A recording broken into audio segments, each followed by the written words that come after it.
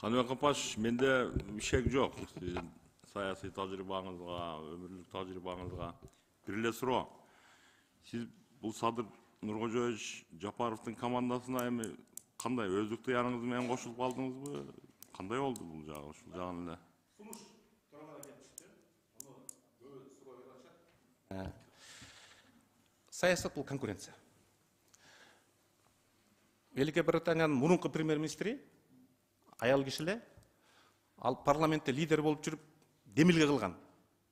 Великая Британияда падышалык институту жок кылыш керек деп. Тагдыр ушундай болду. Падыша өзү келип, сен премьер-министр бол, кабинет министрди формировать эт деди. Азыр Америкада шайлоо болуп атат, демократтардын экөө чыгат. Экөө айтышат абдан. Кимиси утса, утулган ошону колдойт. Анан кайра республикадан бирөө чыгат, демократтардан бирөө чыгат. Мен парламент шайлоодо оппонент болгонум. Бир гана максатта силерди парламентаризмди коргоочу болом.